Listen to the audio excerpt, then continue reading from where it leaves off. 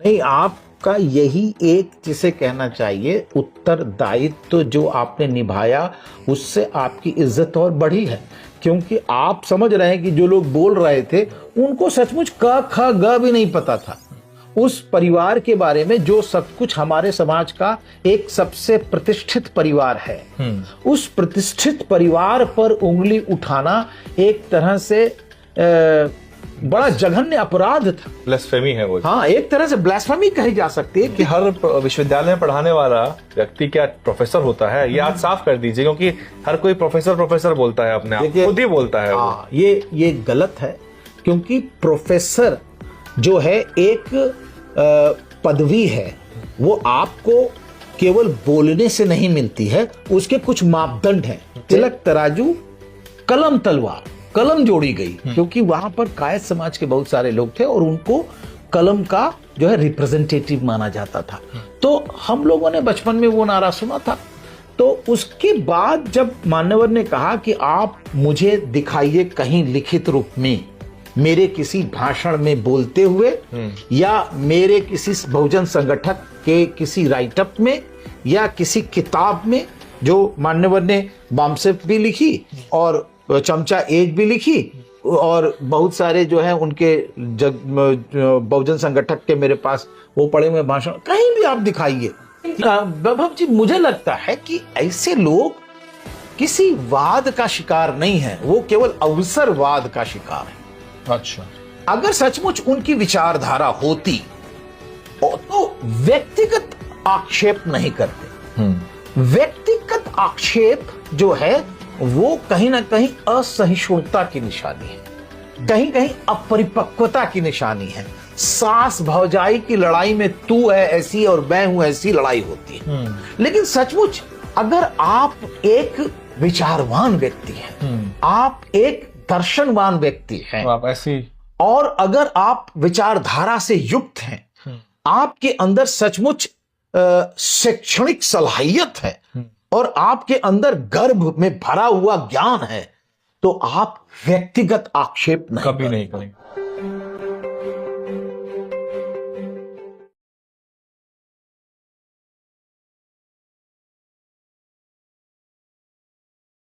Good evening, नमस्कार, जय भीम। मैं इस वक्त जेएनयू में हूं, मेरे साथ हैं प्रोफेसर डॉक्टर विवेक कुमार जी। लंबा चौड़ा परिचय है और आप हम इनको इस तरह से भी जानते हैं कि अम्बेडकरवादी हैं, सामाजिक विज्ञान के बड़े प्रोफेसर हैं, रिसर्च करते हैं और खास तौर से जो बाबा साहब को लेके बड़े षड्यंत्र हैं उन मिथकों को भी तोड़ते हैं। ये किताब जो है, इसको लेके हमने इंटरव्यू किया था, जो कई लाख लोगों ने देखा वो, और इस पे भी चर्चा होगी।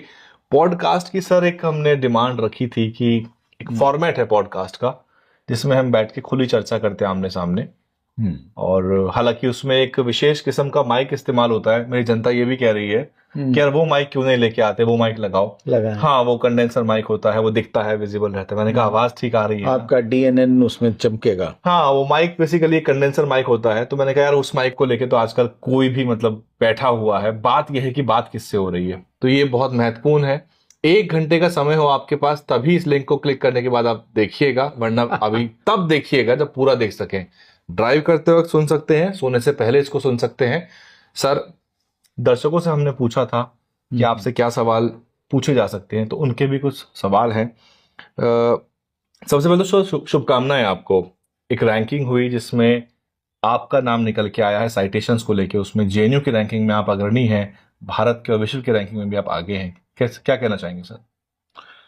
तो धन्यवाद वैभव जी। फर्स्ट ऑफ ऑल, आपने जो है मुझसे ये बात करने का जो कार्यक्रम किया, इसके लिए मैं आपको और अपनी जनता को और अपने लोगों को धन्यवाद देना चाहता हूँ, साधुवाद देना चाहता हूँ कि उन्होंने मुझे इस लायक समझा कि मैं कुछ बोल सकूं जी। सबसे पहले तो उसके लिए आपको भी धन्यवाद कि आपने ये बीड़ा उठाया। दूसरी बात, ये जो आपने रैंकिंग की बात कर दी है, इसके लिए भी मैं बहुत बहुत, मुझे लगता है कि एक आप जो मीडिया नवीस थे जिन्होंने मुझे लिख करके बधाई दी, और बाकी अशोक दास जी थे उन्होंने किया, बाकी किसी ने जो मेन स्ट्रीम मीडिया है और जो दलित मीडिया जिसको हम लोग बहुजन मीडिया कहते हैं, उसने भी जो है बधाई देने का काम नहीं किया। एक बहुत दलित का दम भरते हुए लोग हैं जिन्होंने भी बधाई नहीं दी। तो मेरिट पे सवाल भी करते हैं हमारी और बधाई भी नहीं देते हैं। और सबसे बड़ी बात यह है कि जो ये रैंकिंग है इसको लेकर के भी लोगों में दर्द है, पीड़ा है कि इनको रैंकिंग मिली है, ये झूठी है, जबकि ये बड़ी वैज्ञानिक रैंकिंग है। राइट। और जवाहरलाल नेहरू विश्वविद्यालय में समाज शास्त्र में नंबर 1 होना, ये अपने आप में एक दलित प्रोफेसर का तो अचीवमेंट माना जाना चाहिए, समाज का भी अचीवमेंट माना जाना चाहिए। दूसरा, इंडिया में, भारत में 8वीं रैंक बिल्कुल सोशियोलॉजी में। जब किसी को मार पड़ती है दलित को तो लोग बड़ा शेयर करते हैं, लेकिन अगर कोई दलित अचीव कर रहा है और वो विश्व की रैंकिंग में आ रहा है तो उसको कितना शेयर किया जाना चाहिए। बहुत, मतलब मैंने जानबूझ करके उसको इसलिए शेयर किया कि इससे हमारे समाज का मनोबल बढ़ेगा। बिल्कुल। कि हमारे समाज का कोई व्यक्ति भी जो है विश्व की रैंकिंग में समाज और भारत का नाम रोशन कर रहा है, राष्ट्र का नाम रोशन कर रहा है। जो व्यक्ति रिजर्वेशन से आया है वो राष्ट्र का नाम रोशन कर रहा है। इसका मतलब मेरिट और रिजर्वेशन ये जो है विरोधाभासी नहीं है, ये विरोधाभासी नहीं है, है ना। ये बहुत बड़ा एक प्रमाण जो है प्रस्तुत करती थी मेरी रैंकिंग, जिसको समाज को जिन्होंने मुझे धन्यवाद दिया या जिन्होंने मुझे क्लिक करके लाइक किया, जिन्होंने शेयर किया, वो साधुवाद के पात्र हैं।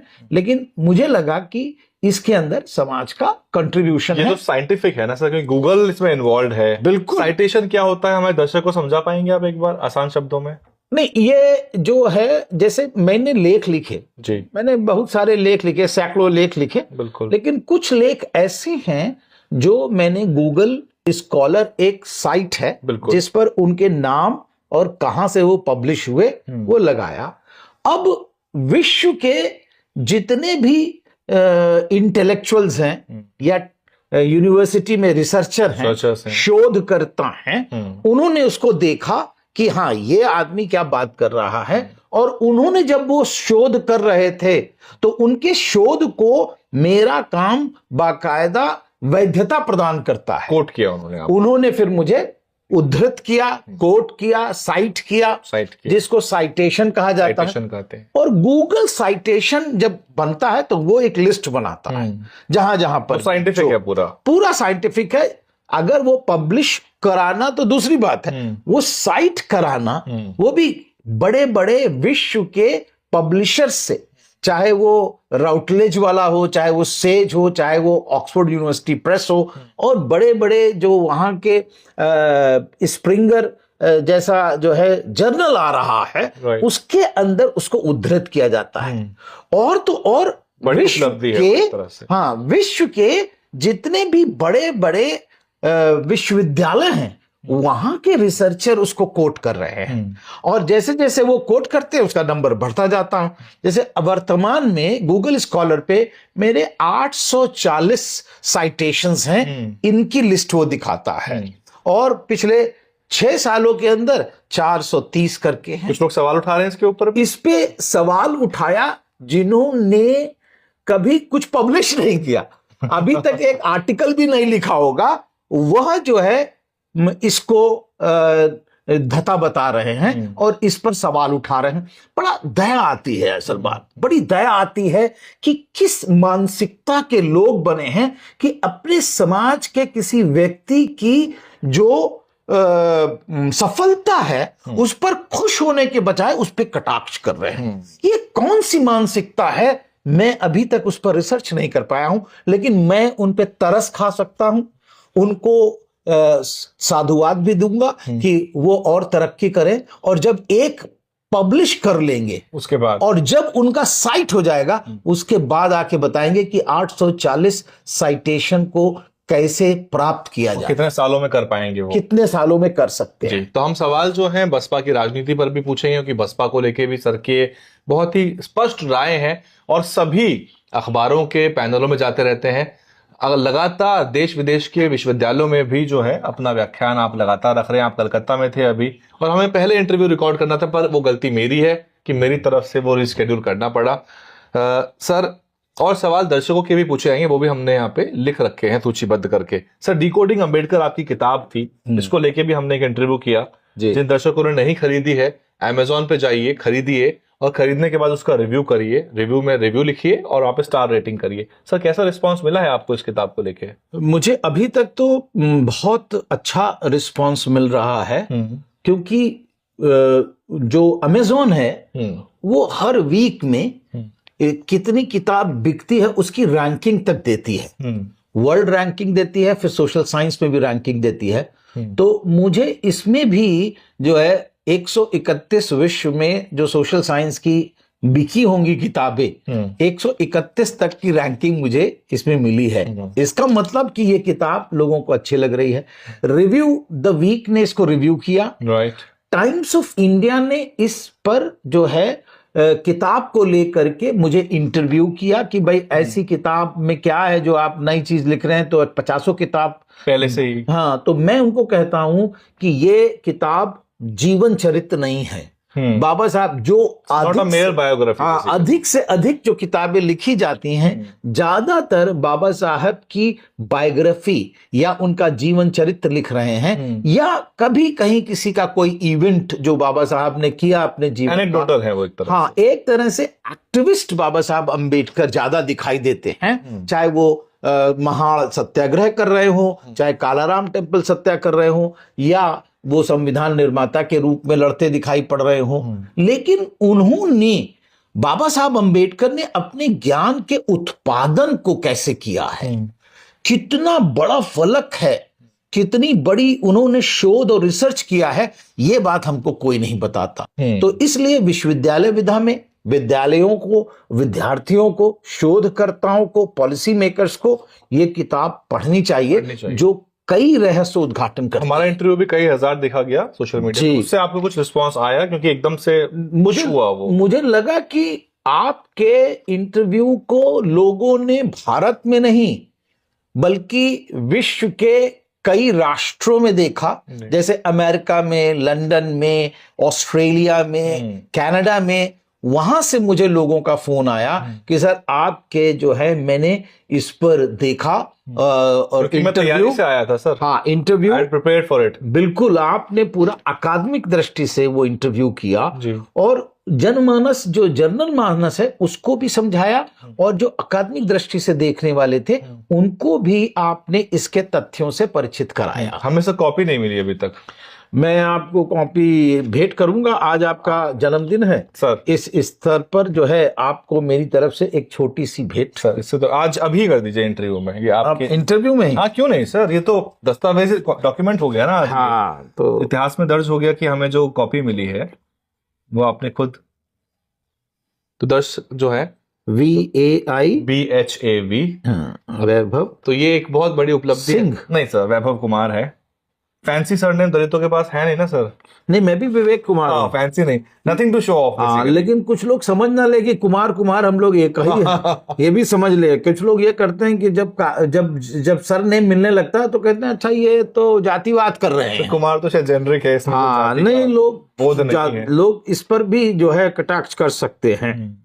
तो दर्शक देख पा रहे हैं कि मेरे लिए भी एक इट्स एन अचीवमेंट, क्योंकि हमने इंटरव्यू किया, हम किताब कहीं से भी खरीद सकते थे, but the book which has been signed by sir himself has a meaning in itself. तो thank you so much sir, एक बर्थडे विश के रूप में जी। और आप कमेंट कर सकते हैं लगातार, इसको शेयर करिए और इसको आखिर तक देखना है, क्योंकि मेरे पास सवालों की अच्छी फेहरिस्त है, उसमें मैं सर के विचार आपसे जानूंगा।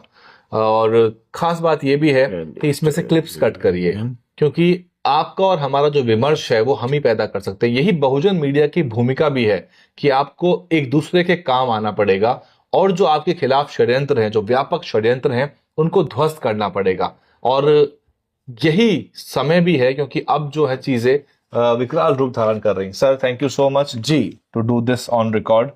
Thank you so much, means a lot. हाँ, ये एक्चुअली क्या है कि जब भी मैं पुस्तक देता हूं तो एक मैसेज लिख के देता हूं। सर, आपने बहुत उस पर की जो है, इसमें क्या लिखा है मैं आपको बाद में बताऊंगा, आई माइट शेयर इट, लेकिन थैंक यू सर।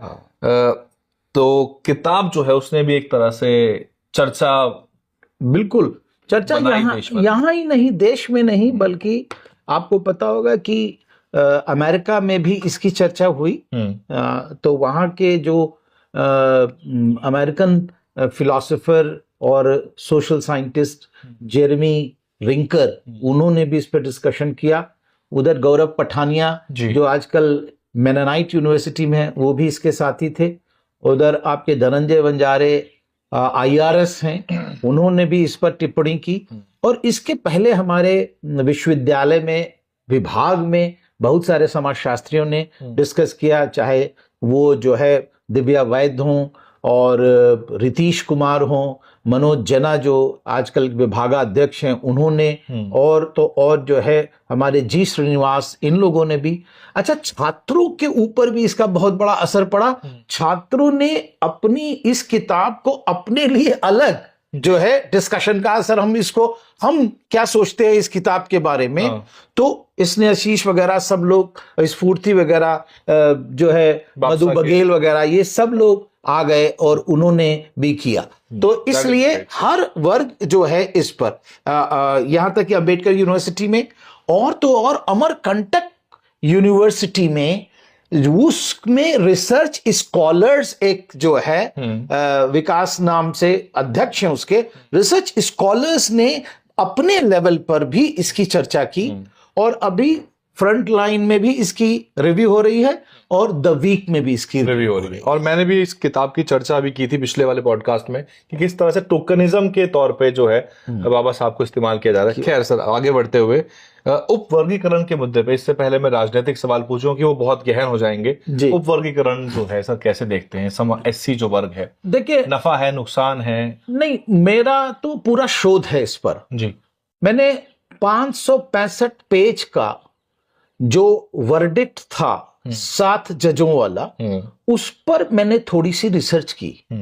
विशेषकर मैंने जस्टिस चंद्रचूड़ और उनके साथ जिन्होंने लिखा, 140 पेज का जजमेंट हुआ था।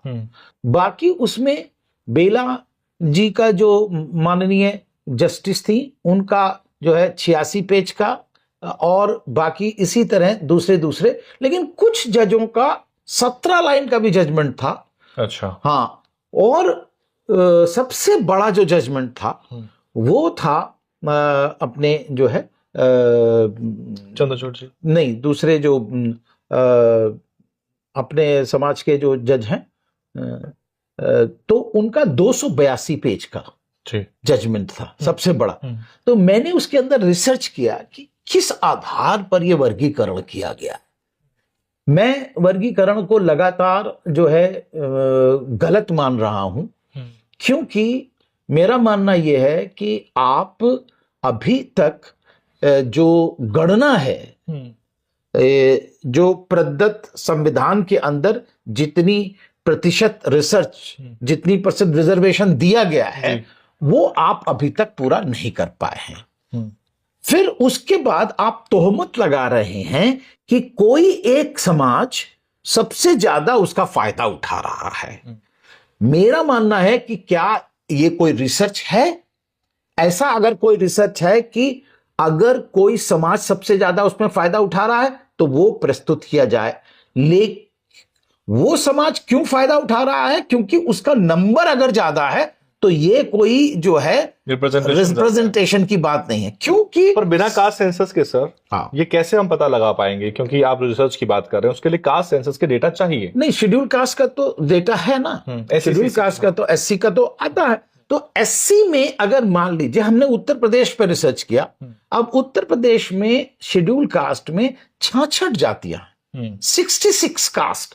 अब उसके अंदर सबसे बड़ी कास्ट जो है, जिसको हम लोग जिसे कहना चाहिए शेड्यूल कास्ट, चमार के रूप में धूसिया, जूसिया, जाटव, इन सबको रखते हैं। वो 50% है। अगर मान लीजिए वहां पर 4 करोड़ हैं तो 2 करोड़ वो होंगे। तो बट नेचुरल है कि उनके नंबर ज्यादा होंगे एब्सोल्यूट नंबर्स में। हाँ, एब्सोल्यूट। लेकिन हम क्या करना चाहते हैं, उसकी इंडिसेस निकालते हैं। यानी कि अगर 100 पोस्ट आई हैं, 100 पोस्ट में वो कितने हैं, 1000 पोस्ट पे वो कितने हैं, 1000 पोस्ट पे धोबी कितने हैं, 1000 पोस्ट पे वाल्मीकि कितने हैं। अगर हम 1000 पे लगाएं तो मेरा एक रिसर्च है शिक्षा के क्षेत्र में, जब मैंने परसेंटेज देखा कि शिक्षा के क्षेत्र में सभी शेड्यूल कास्ट की अलग अलग जातियों के परसेंट कितने हैं, तो मैंने देखा चमार कास्ट में भी 17% लिटरेसी है, धोबी कास्ट में भी 17% लिटरेसी है, और इसी तरह पासी समाज में भी आसपास है। अगर हम सैकड़े पर लगाएंगे तो हम प्रतिनिधित्व को इंडिसेस में देख पाएंगे, तब हम न्यूमेरिकल एब्सोल्यूट नंबर नहीं देखेंगे।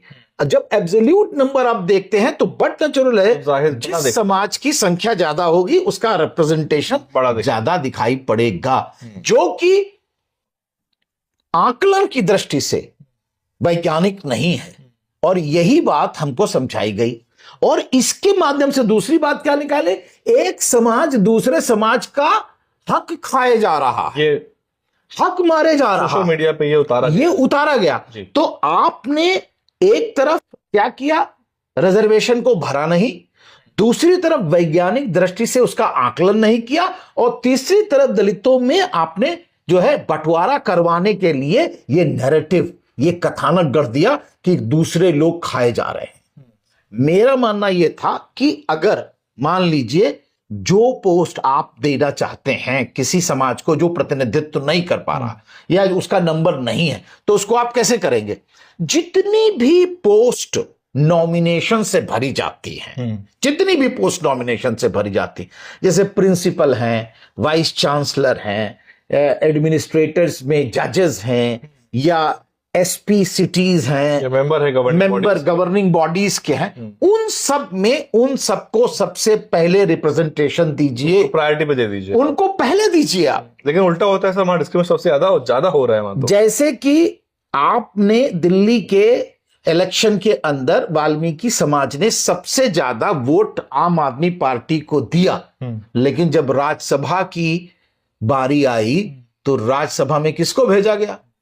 इसी तरह पंजाब में जब राज्यसभा में भेजने की बारी आई आम आदमी पार्टी ने तो किसमें भेजा। तो ये जो लड़ाई हम कर रहे हैं, क्या हम इसको इस तरह, उसी तरह दिल्ली में 25 कॉलेज ऐसे हैं जिसमें दिल्ली सरकार की जो है मतलब सहायता, आर्थिक सहायता दी जाती है, एडेड है, वो एडेड हैं। उन 25 के प्रिंसिपल, वाइस प्रिंसिपल, उनकी जितनी बॉडीज थी, आम आदमी पार्टी को चाहिए था वो उस समाज से भरते जिस समाज का प्रतिनिधित्व से भरते, बिल्कुल भरते।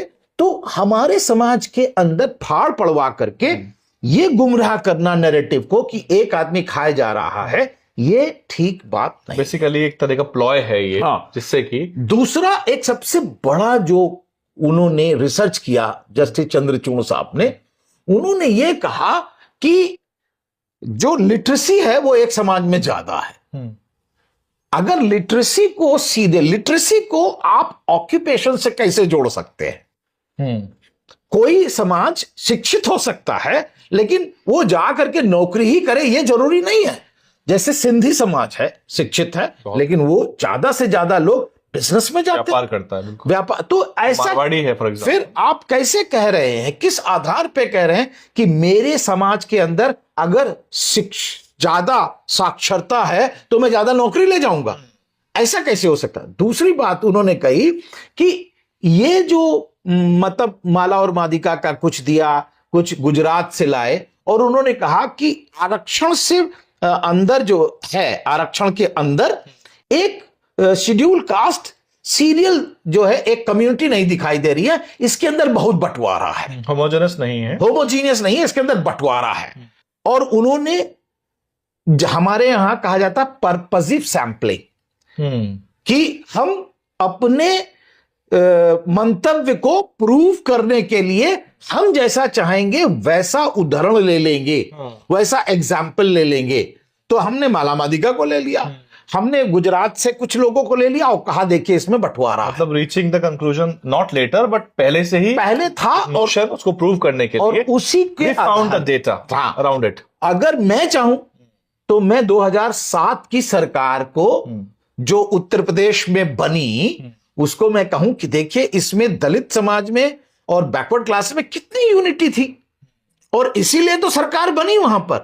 तो बंटवारा नहीं है, इन समाजों के अंदर बाकायदा भाईचारा है, राइट, और भाईचारा की वजह से सरकार बनी है। इसीलिए तो हम भी जिसे कहना चाहिए बॉम्ब सेफ में पूरा का पूरा जिसे कहना चाहिए जो लोग हैं उसके अंदर भिन्न भिन्न जातियों के लोग हैं और भिन्न भिन्न समाजों के लोग एक साथ आके बैठते हैं। क्रीमी लेयर पे ऐसा सवाल निकलेगा क्योंकि सुप्रीम कोर्ट की कई सारे जो हैं ऑब्जर्वेशन रही हैं, टिप्पणियां रही हैं क्रीमी लेयर कि एससी जो है उसमें भी क्रीमी लेयर देर सवेर आ ही जाएगा। नहीं, जो क्रीमी लेयर है, मैं ये कहता हूं कि आप कैसे गणना कर रहे हैं क्रीमी लेयर की। एक बात, सबसे पहली बात है कि जो आपके पास विभाजन का मतलब शेड्यूल कास्ट में वर्गीकरण का जो केस आया था, उसकी केवल एक जो म्याद थी कि उसमें आपको केवल और केवल बंटवारा हो सकता है या नहीं हो सकता, ये बात। लेकिन उसके अंदर क्रीमी लेयर का प्रश्न कौन लाया, कहां से आया? That was an outreach of the courts, जिसको मैं कहता हूं कि नहीं, जो है वो नहीं आना चाहिए इसके अंदर, क्योंकि ये आपके पास मसौदा था ही नहीं। और इसीलिए वो जो हम लोग बात कर रहे हैं कि आपने जो चीज आपके समक्ष नहीं लाई गई थी, जिसपे आपको निर्णय कुछ देना था, उसको भी आपने दिया, स्पेशल मेंशन आपने दिया। क्यों दिया? जो कि आपका पार्ट ऑफ द एजेंडा नहीं था। Why actually you have given special mention मिला उसको। तो दूसरा सबसे बड़ी बात यह थी कि आपने जो जिसको कहते हैं ना ये जो नेचुरल जस्टिस के खिलाफ, आपने उनको सुना ही नहीं उस मुद्दे पर। उस मुद्दे पर तो आपने सुना ही नहीं और निर्णय दे दिया आपने, है ना। और तो और किसी और ने इसकी बात नहीं कही कि आपको होना चाहिए। मैं जो बात करना चाह रहा था, मेरे को नाम पता नहीं कैसे निकल गया।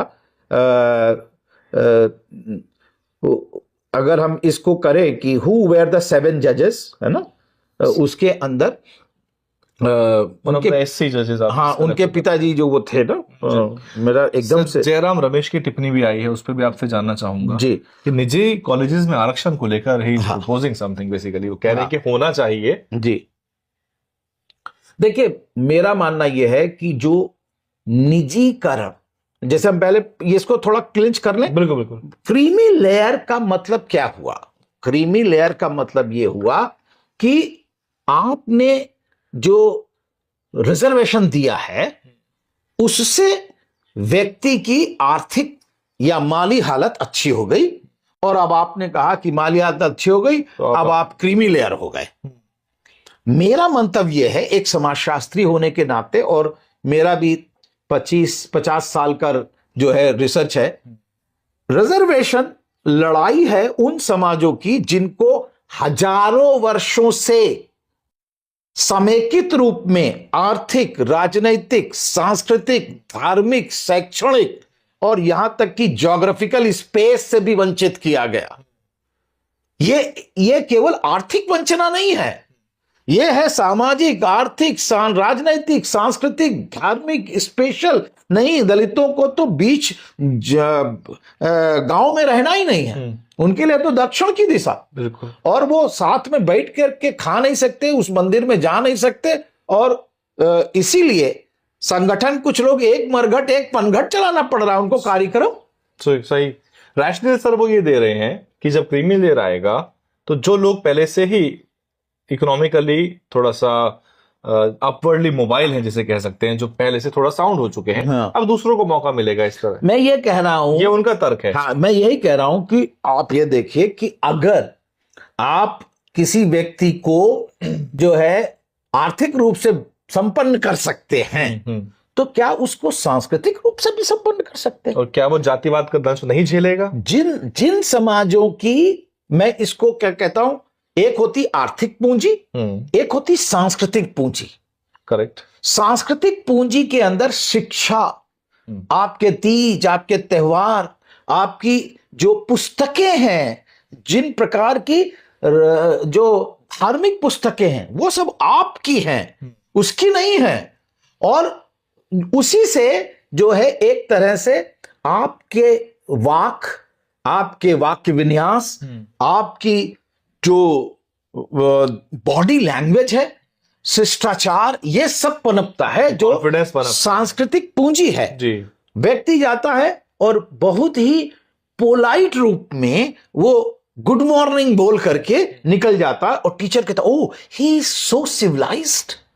लेकिन हमारे समाज का बच्चा जो गांव के अंदर पढ़ करके आ रहा है या जो मोहल्ले में रह रहा है जहां पे वो चिल्लाएगा नहीं तो उसको पानी नहीं मिलेगा, लड़ाई नहीं करेगा तो उसकी बाल्टी नहीं लगेगी, उसकी बॉडी लैंग्वेज उस प्रकार की सोफिस्टिकेशन में नहीं जीती है। Getting it. यद्यपि वो टीचर का अवहेलना नहीं करना चाहता, उसका अपमान नहीं करना चाहता, लेकिन उसकी सांस्कृतिक पूंजी एम फॉर मदर पढ़ के नहीं आई है ना। उसकी एम फॉर मदर जिसकी डेंटेड पेंटेड और वो पढ़ रहा है वहां पर एम, और तो और दूसरा आप देखिए ए फॉर एप्पल पढ़ाया जा रहा, ना उसने एप्पल देखा है और ना खाया है और उसको पढ़ाया जा रहा, तो उसके लिए तो कंफ्यूजन है। तो गेट बंद करें, मच्छर काफी घुस गए। एक आप पीछे से ही विदाउट जिसके जी। दूसरी तरफ जिसके बच्चे ने एप्पल देखा है, एप्पल खाया है और फिर ए फॉर एप्पल पढ़ा है, तो उसके लिए तो रिवीजन है, तो उसको जल्दी समझ में आ रहा है। अब ये जो सांस्कृतिक पूंजी है ये हजारों वर्ष की है। अब आप कह रहे हैं एक पीढ़ी में हमने रिजर्वेशन ले लिया तो हमारे पास ये सब पूरा आ गया, एक नौकरी आ गई। हाँ, तो हमारे पास ये पूरी सांस्कृतिक पूंजी आ गई। सांस्कृतिक पूंजी में नेटवर्क भी है, ये इकोसिस्टम है। हाँ, इसे कॉकस भी कह सकते हैं। कॉकस, बिल्कुल। जो आप चले गांव से तो आपको पता था कि आपके चाचा यहां पर हैं, आपके मामा हैं, आपका कोई ना कोई यहां पर विराजमान है जिसके यहां पहुंचेंगे। तो देश ही इकोसिस्टम पे चल रहा है for some castes, not for everyone. तो ये जो सांस्कृतिक पूंजी है, लड़ाई इसके खिलाफ है। हजारों वर्षों की सांस्कृतिक पूंजी का जो सृजन है, जो एक्यूमुलेशन है, उसके खिलाफ एक पीढ़ी वाला रिजर्वेशन लेके क्या इन हजारों पीढ़ी वालों से लड़ सकता है? बिल्कुल। और जब नहीं लड़ सकता है तो आप कैसे कह रहे हो कि इसमें क्रीमी लेयर हो गया? तो यानी कि रेस की लाइन को एक होने में अभी और समय लगेगा। पीढ़ियां लग जाएंगी। जब तक पीढ़ियों दर पीढ़ियों इनको रिजर्वेशन मिल करके सांस्कृतिक पूंजी नहीं बन जाती है, तब तक रिजर्वेशन जारी रहना चाहिए। फॉर एग्जाम्पल, मेरिट के नाम पे एक तरफ से दलितों को कोसा जा रहा है, on the other hand they are get kept.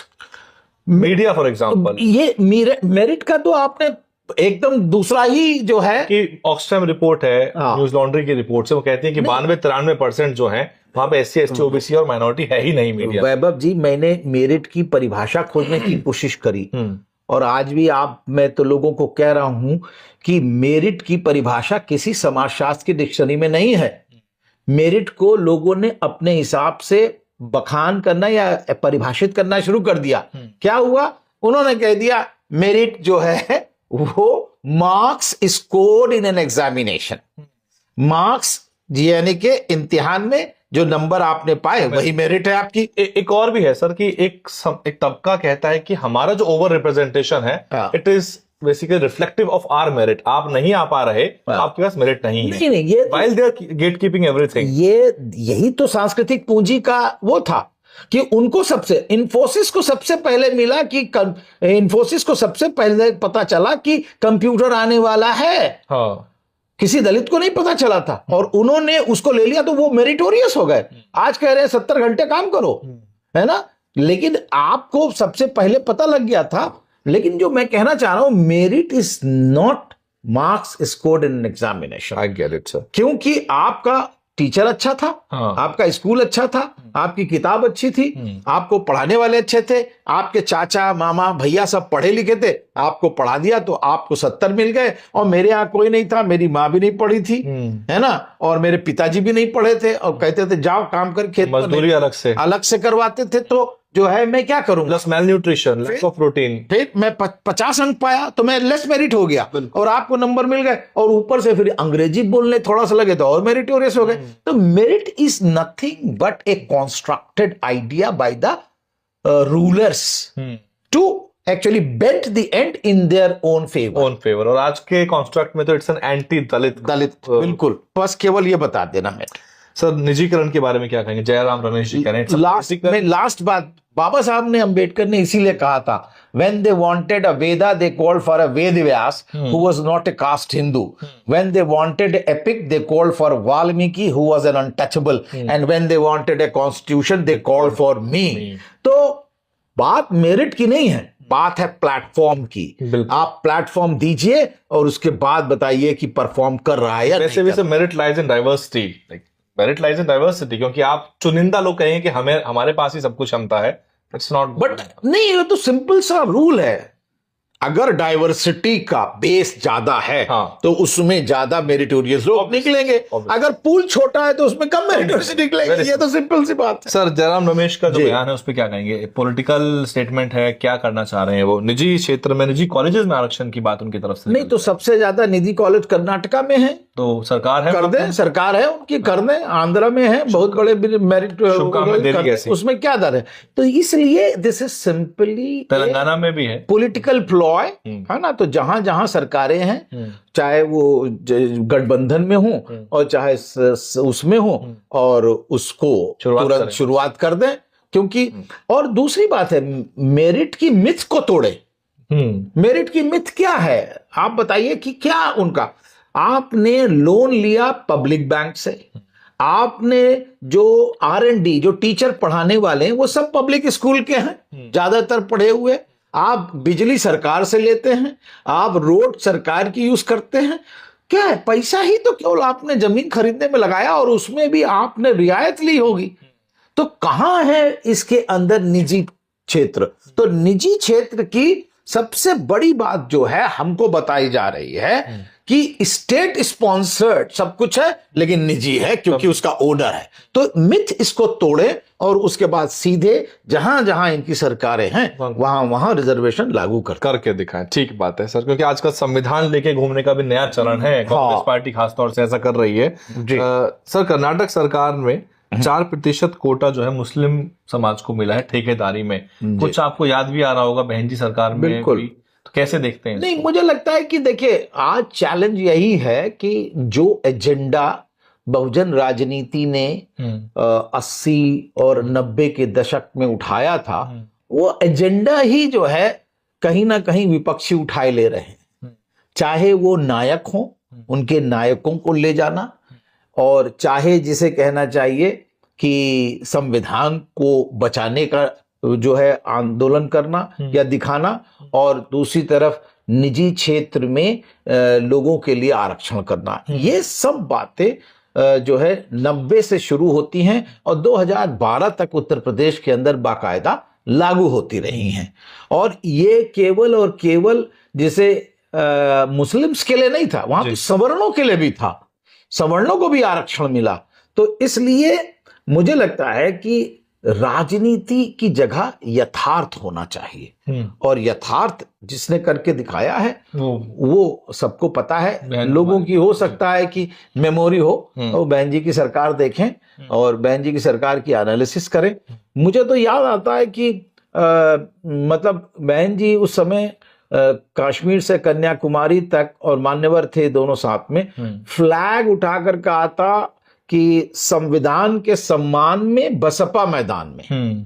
मेरे पास उसके पैम्फलेट पड़े होंगे, अगर आप कहें तो मैं ढूंढ करके दिखा देंगे सर, हम शेयर करेंगे हम जी, मैं उसको आपको दे दूंगा। पैम्फलेट मेरे पास पड़े हैं बाकायदा उस समय के 2002 की बात है। मुझे लगता है 14 अप्रैल 2002 को बहन जी ने खुद झंडा दिखा करके शुरू किया था ये यात्रा। लेकिन अब अफसोस यह है कि पब्लिक मेमोरी बहुत शॉर्ट होती है, और हमारे लीडर भी उसको जो है देख नहीं रहे हैं। बात करें महाबोधि विहार का सर मैं मामले पे जानना चाहता हूँ। BT एक्ट है जी, बोध गया टेम्पल एक्ट है, उसमें सभी धर्म के जो स्थान है उन पे उन्हीं के धर्म के लोगों का एक तरह से कंट्रोल है, मैनेजमेंट है। लेकिन ये बोध गया के मामले में ऐसा क्यों? देखिए, सबसे बड़ी बात यह है कि इसको अगर हम राजनीतिक तौर पर देखें तो जिन समाजों के राजा होते हैं उनका धर्म बड़ी तेजी से फैलता है। ये बात बाबा साहब अम्बेडकर ने वॉल्यूम 1 में भी कही थी कि how actually the rulers of the country और द नेशन और the kingdom when they converted everyone got the leadership in the religion। तो अगर सचमुच हमारे समाज में राजनैतिक शक्ति इतनी आ जाए तो हम अपने, जिसे कहना चाहिए, जो हमारे मंदिर जिस पे हक बनता है उन पे हम अपना हक फिर से जता सकते हैं। ये एक बहुत बड़ी लड़ाई थी। आपको पता है कि श्रीलंका के अंदर जब उनको श्रीलंका में जब उनको स्वाधीनता मिली तो स्वाधीनता उनको 1948 में मिली। 48 तक आते आते बुद्धिज्म का लोप हो रहा था। वहां पर एकदम बुद्धिज्म खत्म हो रहा था और वहां के लोगों ने सबसे पहले जो महिला प्रेसिडेंट थी भंडार नायके, श्रीमाऊ भंडार नायके के अंदर बाकायदा फिर से बुद्धिज्म वहां से जो है शुरू हुआ। यहां तक कि जो बुद्धिस्ट टेम्पल थी, tooth relic temple, 2050 century BC का उन्होंने कहा कि 2500वां साल है, इसका हम सेलिब्रेशन करेंगे। और जो लैंग्वेज है वहां की, उसमें से हिंदी, इंग्लिश, पर्शियन टर्म सब हटाएंगे और फिर से वहां से रिवाइवल शुरू हुआ बुद्धिज्म का, जो बाद में जिसे कहना चाहिए श्रीलंकन तमिल्स जो कि हिंदू थे और जो वहां के जो बुद्धिस्ट थे वो लोगों में लड़ाई शुरू हुई। तो कहीं ना कहीं अगर आप किसी समाज के अधिकारों को अगर आप नहीं देंगे तो वो गलत टर्न भी ले सकता है, अंततः गलत टर्न ले सकता है। और ये बात जो है हमारे यहाँ मतलब सभी रूलर्स जानते हैं कि हमारा फेडरेशन सिस्टम, फेडरल सिस्टम है जिसके अंदर हमने जीएलएनएफ जैसे लोगों को जो है साथ रखा हुआ है और वो लोग काम करें। तो ये तो छोटी सी एक तरह से बहुत भावनात्मक किस्सा है, क्योंकि विरोधाभास है ना सर इसमें। क्योंकि जब भी मोदी जी प्रधानमंत्री साहब बाहर जाते हैं तो कहते हैं मैं बुद्ध के देश से आया हूं। हाँ, नहीं, इसीलिए आज पूरे विश्व में बुद्धिज्म 171 राष्ट्रों में है, 171 राष्ट्रों में जो बुद्धिज्म माने, जबकि आपने कहीं भी कभी भी न तलवार उठाई और न किसी को जो है विन करने की, बल्कि शांतिपूर्वक जो है लोगों ने। और चाइना में 200 साल तक भारत ने राज किया। वहां के जो है आप न्यू एजुकेशन पॉलिसी का जो ड्राफ्ट डॉक्यूमेंट था उसके अंदर ये उद्धृत किया गया है कि वहां के एक एम्बेसडर ने ये लिखा कि भारत ने चाइना पर 200 साल तक राज किया बिना किसी तलवार उठाए, और वो था बुद्धिज्म।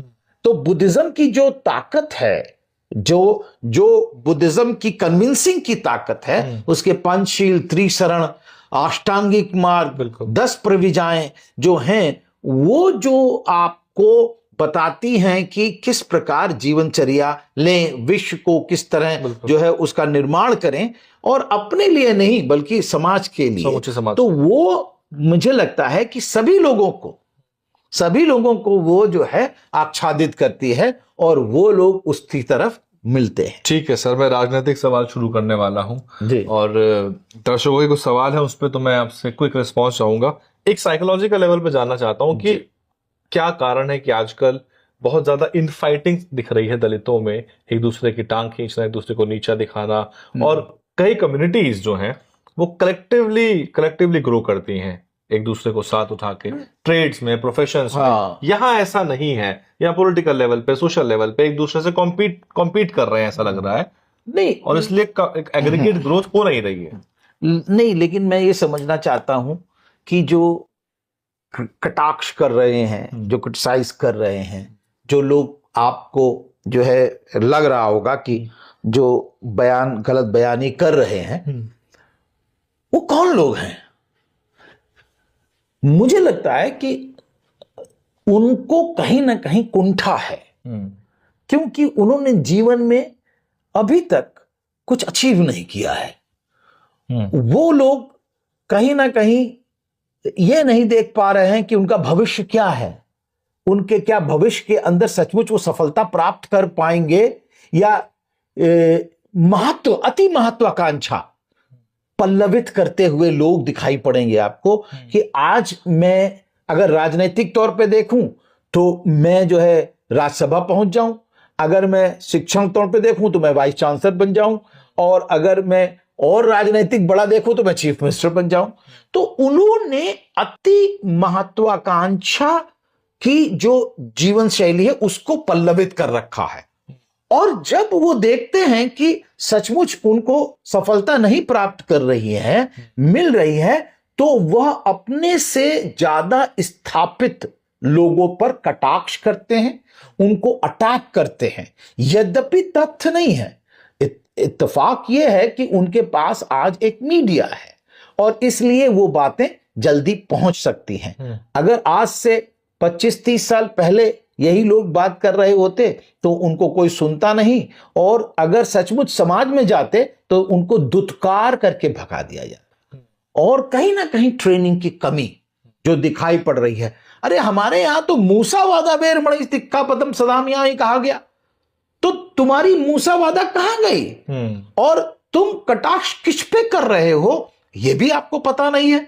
कितना त्याग, कितना जिसे कहना चाहिए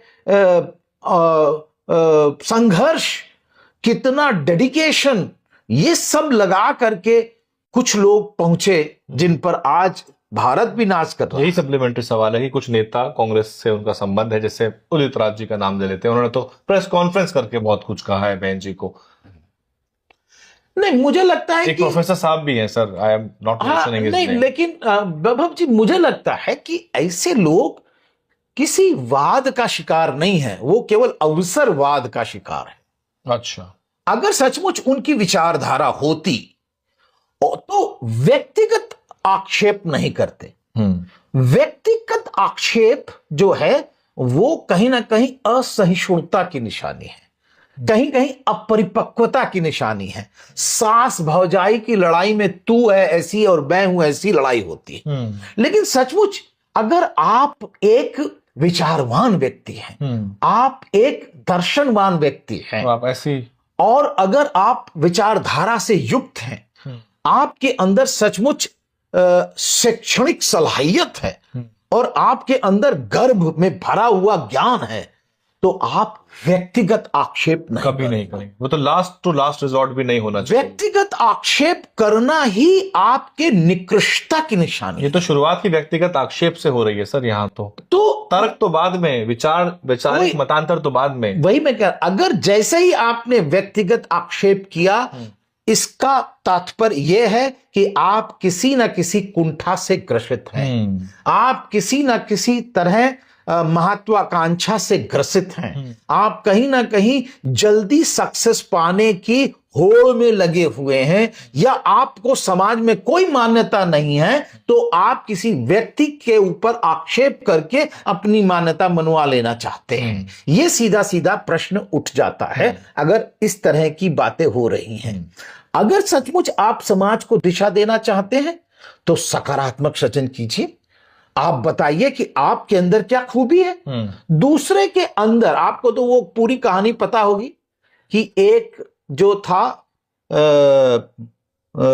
कलाकार, उसने बहुत अच्छी पेंटिंग बनाई और उसने कहा कि जो है मैं इसको देखता हूं कि कितनी अच्छी पेंटिंग बनाई, तो वो प्लेटफॉर्म पर गया और उसने वो पेंटिंग लगा दी और उसमें उसने लिख दिया कि जो इसमें जो भी कमी देखे उसकी में निशान लगा दे।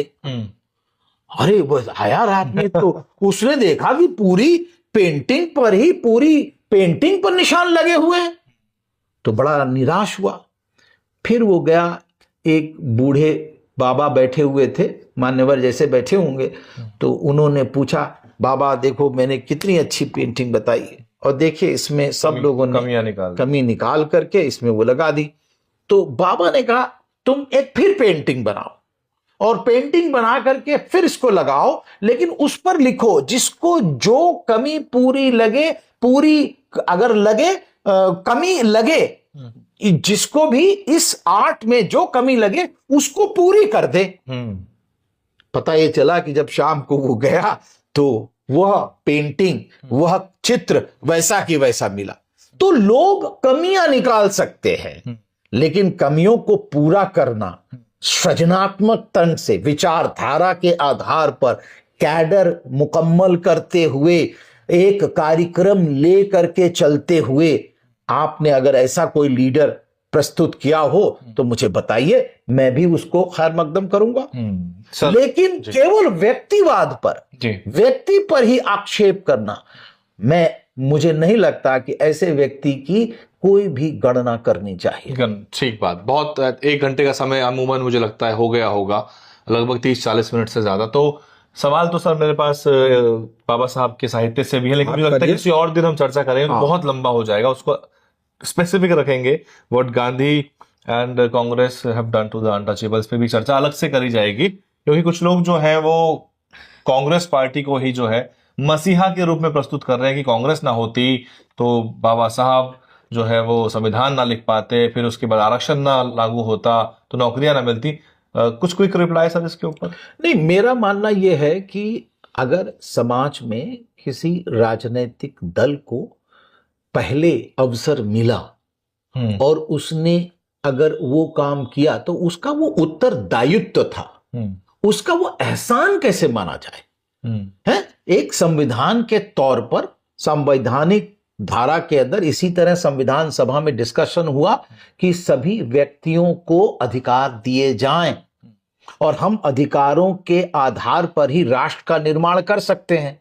तो एक तरफ तो वह संवैधानिक प्रदत्त अधिकार थे जो दिए, जो लागू किए गए, इसमें बार बार दिए गए और उन्होंने कोई अनुकंपा की, कोई अनुशंसा की, ये मुझे नजर नहीं आता। सेवियर सिंड्रोम जो है, ये राष्ट्र निर्माण की प्रक्रिया है जिसमें सभी लोग, अगर दाई जनाई करने वाली हमारी माता जो हजारों साल से कर रही है, आज भी एनएफएचएस का डेटा है, नेशनल फैमिली वेलफेयर एसोसिएशन का डेटा, एनएफएचएस का डेटा है, जिसमें कहता 30% बर्थ जो हैं वो दाई जनाई से होती हैं।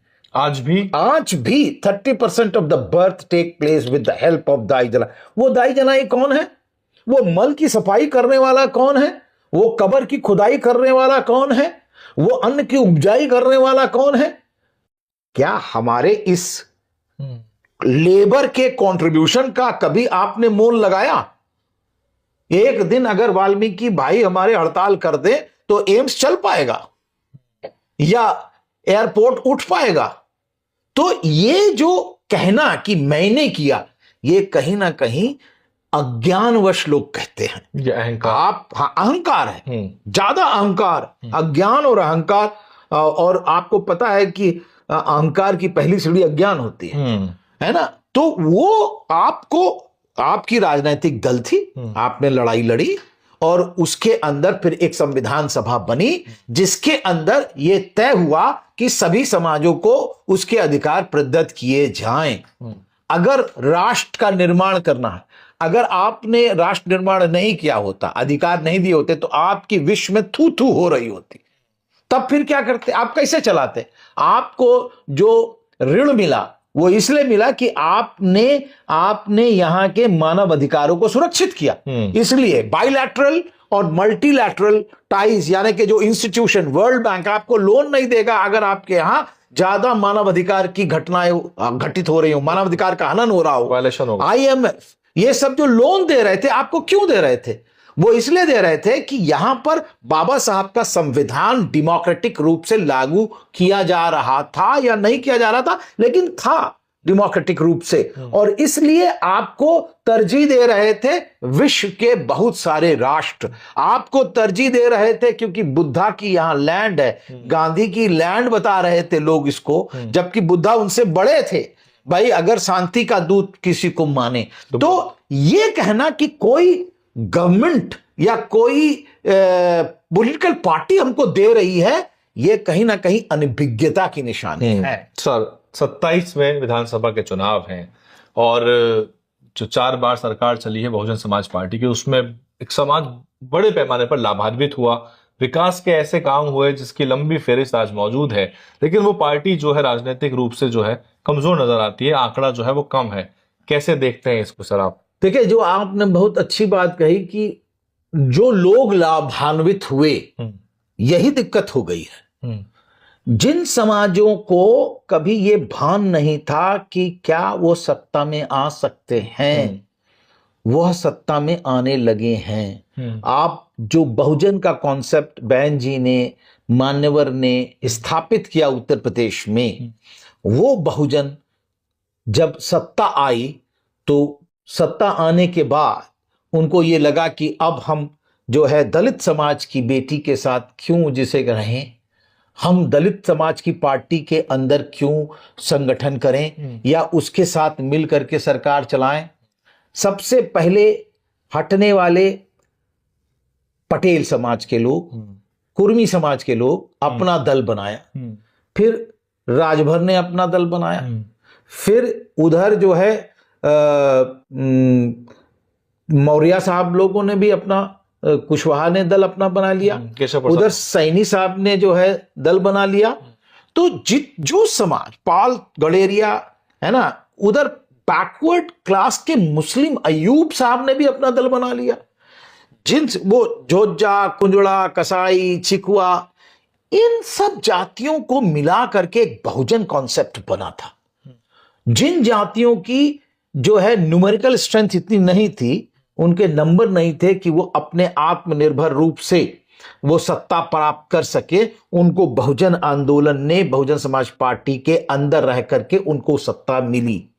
लेकिन जैसे ही सत्ता मिली, उनको ये लगा कि अब हम अपनी सत्ता क्यों नहीं बना सकते, और सबसे पहले उन्होंने अपना दल बनाया। फिर जिसे कहना चाहिए, लोगों ने अपने अपने दल बनाने आरंभ कर दिए। तो आज अगर क्राइसिस है उत्तर प्रदेश के अंदर, वो क्राइसिस समाज, बहुजन समाज पार्टी की नहीं है, वो समाज की क्राइसिस है। इसको हमें समझना पड़ेगा। समाजशास्त्रीय दृष्टिकोण से अगर हम देखें, उन समाजों को, जिन समाजों की कभी भी आत्मनिर्भर सत्ता नहीं हुई थी, आज वो एक एक एमपी लेकर के मिनिस्टर बने बैठे हैं और आत्मनिर्भर रूप से टिकट बांटते हैं, अपने वो जो है दल बनाना चाहते हैं। यहां तक कि दलित समाज के लोग भी, जैसे पासी समाज के लोग आज एमपी बन रहे हैं, लगातार बन रहे हैं। और अब जिसे कहना चाहिए, हमारे दूसरे साथी भी इसी राह पर देखना चाहते हैं। तो कहीं ना कहीं एक जो चेतना का विकास है, वो सत्ता के प्रति अधिक ललक हुआ है, और बहुजन जो कॉन्सेप्ट है वो पीछे छूट गया है। तो अगर कुछ लोग सर इस पूरे ही कॉन्सेप्ट पे सवाल उठा रहे हैं, वो कह रहे हैं कि इट्स अ डिविएशन फ्रॉम बाबा साहब आइडियोलॉजी, और बाबा साहब अस्पृश्यों की बात करते थे, बहुजन वगैरह कुछ होता नहीं है। ये नहीं, ये जिसे कहना चाहिए, दिक्कत यही है कि, मैं नाम नहीं ले रहा प्रोफेसर साहब का, नहीं, दिक्कत यही है कि आप वो कहते हैं ना कि अधजल गगरी छलकत जावे, या दूसरी आप देखेंगे कि नहीं, जो आधा ज्ञान होता है ना, वो और भी खतरनाक होता। आपको कहानी पता है ना कि जिसे कहना चाहिए कि जो हम लोग अक्सर सुनाते हैं कि एक साहब जा रहे थे और पढ़े लिखे थे, बहुत ज्यादा पढ़े थे, टाई वाई लगा एकदम टाइट रहते थे, और जहां जाए दूसरे पूछे पढ़े लिखे हो, तो वो कहे नहीं भैया हम तो पढ़े लिखे नहीं है। तो कह रहे तुम्हारी तो आधी जिंदगी खराब हो गई। तो ऐसे ही मिलते मिलते एक दिन उनको नदी पार करनी थी, और वहां केवल एक नाव वाला था जो पार करा सकता था, पुल था नहीं। तो वो पहुंचे, भैया नाव पार करा दो जरा, नदी पार करा दो जरा नाव से। तो उसने कहा आइए साहब। जैसे ही बैठे, आदत से मजबूर, बोले पढ़े लिखे हो? तो उन्होंने कहा नहीं भैया हम पढ़े लिखे तो नहीं है। तो बोले अरे तुम्हारी तो आधी जिंदगी खराब हो गई। तो जैसे ही नाव आगे चली, नाव में हो गया छेद, पड़ने लगा पानी। तो नाव वाले ने पूछा तैरना आता है? तो बोले नहीं तैरना तो नहीं आता। पहले अरे तुम्हारी तो पूरी जिंदगी खराब हो गई, मैं तो जा रहा हूं, कूदा और रख के चला गया। तो ये जो प्रैक्टिकल ज्ञान है और एक किताबी ज्ञान है, मेरा मानना है बहुजन समाज पार्टी उन नाव वालों से बनी है जिन्होंने अपने समाज को मतलब बेचा नहीं है, जिन्होंने प्रैक्टिकल दिखाया, जिन्होंने करके दिखाया, ज्ञान पूर्वक जा करके अपनी बकरी बेची, अपनी मड़ैया बेची, अपने पुआल पर सोए, भूखे रहे। उन लोगों ने प्रैक्टिकल शेप से, प्रैक्टिकल एक्सपीरियंस से बनाया, जिसको मान्यवर ने और बहन जी ने एक जिसे कहना चाहिए दिशा दी। बाबा साहब की जो थ्योरीज हैं, जो बाबा साहब की जो थ्योरी थी, देखिए मैं आपको दिखाना चाह रहा था, फ्रेम में है ना। हाँ देखिए, ध्यान रखिएगा। हाँ, देखिए पॉडकास्ट अपने आप में बहुत बड़ा एक डॉक्यूमेंट है, इसको सदा सदा देखा जाएगा आने वाले ये मान्यवर कांशीराम लिख रहे हैं अपनी चमचा एज में कि I am not a theoretical person, I am not a great thinker, है ना, I am a practical person. ये किताब का ब्लर्ब है। ये नहीं, ये तो पूरी चमचा एज की असली किताब है, ये ओरिजिनल, ये ओरिजिनल किताब है। और ये ओरिजिनल बामसेफ है जो मान्यवर ने डिक्टेट किया था। तो 1981 में, 14 अक्टूबर 1981 में मान्यवर ने डिक्टेट करके ये किताब बामसेफ लिखी थी, है ना। तो ये जो है, इसमें मान्यवर कह रहे हैं कि I have actually try to have a practical aspect of Baba Saheb theory. और इसलिए ये कहना कि बाबा साहब ने पहले बनाया इंडिपेंडेंट लेबर पार्टी 1936 में, तो क्या दलित ही केवल लेबर हुआ करते थे, दूसरे लोग जात के नहीं हुआ करते थे? बाबा साहब ने उसको क्यों अबंडन किया? बाबा साहब ने इसलिए अबंडन किया कि उन्होंने कहा कि सब लेबर एक जैसे नहीं हो रहे हैं, राइट, क्योंकि जैसे ही वो बाहर निकलते हैं कास्ट का उसका एंगल आ जाता है। लेकिन शेड्यूल कास्ट फेडरेशन बनाई उन्होंने, लेकिन फिर बाबा साहब ने शेड्यूल कास्ट फेडरेशन को मिटाने के लिए बाकायदा आरपीआई का जो है बाकायदा उन्होंने वो लिख दिया, मैंडेट या क्या कहते हैं उसको, उसका मसौदा लिख दिया कि आरपीआई मैं बनाऊंगा। और उसका लेटर मेरे पास अभी भी पड़ा, अभी आपको मैं दिखा सकता हूं कि बाबा साहब ने बाकायदा लेटर लिखा लोहिया को कि you wanted to meet me and I want to meet you very desperately. क्योंकि ये था कि बाबा साहब उनसे मिल करके एक बड़ा जो है बनाना चाहते थे युग्म, जिसमें वो बैकवर्ड, दलित और सभी को, Republican party of India was not only for Dalits, right. Republican party का नाम कहां से ला रहे थे बाबा साहब? तो इसलिए यह कहना कि बाबा साहब ने जब संविधान बनाया तो क्या दलितों के लिए बनाया? केवल दलितों के लिए बनाया? बाबा साहब ने संविधान, अगर बाबा साहब ये तसव्वुर नहीं रख रहे थे तो प्रबुद्ध भारत की दुआई क्यों देते? तो इसलिए बाबा साहब को संकुचित दृष्टि से देखना उनका अपमान है, और मुझे लगता है इस अपमान के लिए समाज माफ नहीं करना चाहिए जिसने भी ऐसी बात कही कि बाबा साहब अंबेडकर केवल दलितों की बात कर रहे थे। ये भी आरोप लगा सर पिछले दिनों की कुछ चर्चाओं में और इंटरव्यूज में कि सारा का सारा जो कवायद थी राजनीतिक सामाजिक, वो कांग्रेस के खिलाफ थी, आरएसएस बीजेपी के, यानी कि आरएसएस के खिलाफ मोटे तौर पे, यानी कि चमचा युग को भी कहा गया कि इसमें आरएसएस के खिलाफ कुछ नहीं लिखा गया है। बात जिसे कहना चाहिए प्रैक्टिकल राजनीति की होनी चाहिए। आप मुझे बताइए, is RSS A political party? Is a political party? तो राजनीतिक दल राजनीति के खिलाफ ही बनेगा, राजनीतिक दल। लेकिन बाबा मान्यवर की जो पॉलिसीज थी, जो प्रोग्राम्स थे, वो क्या कह रहे थे? वो केवल एक आदमी को कह रहे थे। वो नागनाथ और सापनाथ किसके लिए यूज किया था उन्होंने? For home? तो इसलिए मुझे लगता है कि जो लोग इतिहास को ठीक से जान नहीं रहे, आप मुझे बताइए, अगर बाबा साहब अंबेडकर फूले को ला रहे हैं तो फूले किसका आंदोलन था? किसके खिलाफ वो आंदोलन कर रहे थे और वो कहां पे कर रहे थे? साहू जी को ला रहे हैं आप, अब बाबा साहब को ला रहे हैं। पेरियार कितना अधिक जो है वो काम कर रहे थे।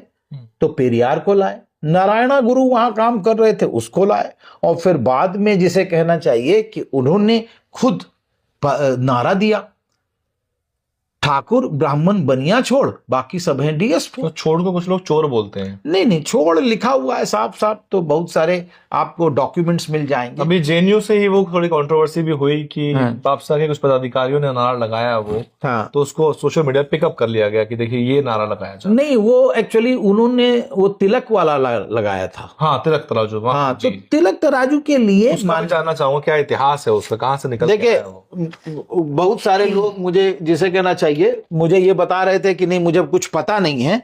मैं आपको एक चीज और दिखाना चाहता हूं। कोई बात नहीं, छोड़ दीजिए। मान्यवर से मैं मिला था। ये मान्यवर देखिए, सेकेंड हिस्ट्री कांग्रेस, ये मान्यवर के ऑटोग्राफ है।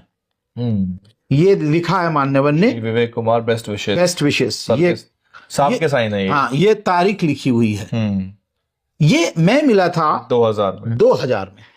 2000 में मैंने ये प्रश्न पूछा। एक सरफिरा आदमी है, आपने देखा होगा, वो कह रहा था कि मैंने 92 में उनसे पूछा था ये। अरे 92 में तो मैं स्टूडेंट था, मुझे तो पता भी नहीं था कि मैं क्या कर रहा था। लेकिन मैंने 2000 में जो है जब मान्यवर से मिला तो मैंने पूछा, मान्यवर आप ऐसा नारा कैसे दे सकते हैं, ये तो डेमोक्रेटिक नहीं है। तो मान्यवर ने वहां जवाब दिया, दलित हिस्ट्री कांग्रेस में जवाब दिया कि नहीं भाई, आप मुझे बताइए नारा पहली बार कब लगा। और पहली बार जो था वो नारा जो है 1993 में लगा।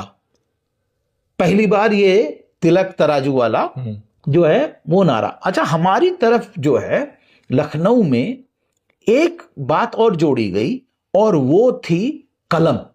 इसमें तिलक तराजू, कलम तलवार, कलम जोड़ी गई, क्योंकि वहां पर कायस्थ समाज के बहुत सारे लोग थे और उनको कलम का जो है रिप्रेजेंटेटिव माना जाता था। तो हम लोगों ने बचपन में वो नारा सुना था। तो उसके बाद जब मान्यवर ने कहा कि आप मुझे दिखाइए कहीं लिखित रूप में, मेरे किसी भाषण में बोलते हुए, या मेरे किसी बहुजन संगठक के किसी राइटअप में, या किसी किताब में, जो मान्यवर ने बामसेफ भी लिखी और चमचा एज भी लिखी, और बहुत सारे जो है उनके बहुजन संगठक के मेरे पास वो पढ़े हुए भाषण, कहीं भी आप दिखाइए कि मैंने ये लिखा हो, तब मैं जो है मान जाऊंगा। लेकिन मेरा ये नारा नहीं है। नारा 1993 में इटावा में जब मैं बाई इलेक्शन लड़ रहा था, तो वहां पब्लिक ने लगाया, और वो गठबंधन था, सपा से गठबंधन था, गढ़ा, तो उन लोगों ने लगाया, सिंह यादव इनकी मौजूदगी में वो लगा। तो हमने नहीं लगाया, ना मंच से लगा, वो पब्लिक ने लगाया। और पब्लिक ने लगाया, ये बात और है कि मैंने मना नहीं किया। तो कैसे आप कह सकते हैं कि मैंने ये नारा लगाया? ये बात जो है, ये बात खुद साहब ने खुद खंडन किया। तो इसलिए ये कह देना कि जो है मान्यवर जो है ब्राह्मणवाद के खिलाफ या आरएसएस के, मनुवाद क्या है? मनुवाद तो वो कहते थे, और मनुवाद तो बाकायदा, ये पेन दीजिए जरा, ये तो कहते थे, देखिए मनुवाद ये है, ये खड़ा हुआ है, और ये देखिए जो उन्होंने वो तस्वीर बनाई 85%, ये बाकायदा उनकी तस्वीर है। ये तस्वीर में देखिए 85%, 85% are the victims of the system and 15% are the beneficiaries of the system, सब लिखा हुआ है। और फिर कहते थे कि ये है 15%, और जब तक ये हटेगा नहीं तब तक ये बहुजन चलेगा नहीं, और इसीलिए वोट हमारा, राज तुम्हारा, नहीं चलेगा। जी। तो ये कह देना, आसानी से समझ लेना, आंदोलन को पढ़ना नहीं, तो कैसे आप उसके बारे में सही दर्शकों के कुछ, या फिर कोई प्रोपोगेंडा या फिर मलाइन करने के लिए अब बीएसपी को एक तरह से नहीं, वो मैं कहता हूं कि one who spits at the moon falls on the face. I think इतने बड़े लोगों पर आक्षेप नहीं लगाना चाहिए। 27 में सर आपको क्या लगता है, what is the best policy for BSP? क्योंकि 9% तक भी आ गए, उपचुनाव में 6.5% भी, हार्ड फैक्ट्स हैं ये कि वोट 6.5% तक आ गया है। क्या रिवाइवल हो सकता है, क्या वापसी हो सकती है? क्योंकि अगर आप देखें at this political juncture eight 2027 जो आने वाला है, बहन जी की एज भी इतनी है कि वो उनका आखिरी कुछ चुनाव में से, हम चाहते हैं बहन जी दीर्घायु रहें, लेकिन कुछ आखिरी चुनाव में से एक माना जाएगा। और बसपा के लिहाज से भी सर ये एक पॉइंट ऑफ नो रिटर्न आने वाला है आगे चल के, वहां से वापसी कैसे होगी फिर? नहीं देखिए वैभव जी, ये तो थोड़ा भविष्यवाणी करने जैसा है, और मैं एक समाजशास्त्री हूं। जो ट्रेंड है, what it is and why it is and how it is, what it should be, उसके लिए मैं ट्रेंड नहीं हूं। क्या हो सकता है कि ट्रेंड नहीं हूं, लेकिन फिर भी मैं कोशिश कर रहा हूं आपको ये जवाब देने की कि बहुजन समाज पार्टी का जो उदय हुआ और इसका जो जन्म हुआ, वो समाज के अंदर जो दर्द, पीड़ा, गुर्बत और जो अशिक्षा और गांव के अंदर जो जिस तरह का शोषण, ये सब विराजमान था, उसकी वजह से इसका उदय हुआ। अब होता क्या है कि जैसे इसका उदय हुआ तो लोगों के अंदर जो है एक जागी, मतलब मान्यता जागी, और उनका जो मनोबल था उसको बढ़ाया।